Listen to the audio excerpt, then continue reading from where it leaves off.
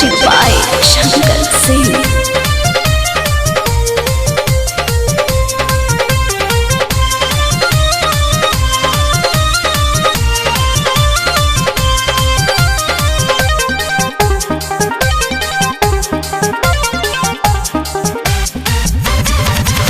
थकल जब आवेले बेनिया दिला डोलाई हो, छठ से ठंडा पियऊ के पनियो दिला पियाई हो, पनियो दिला पियाई हो।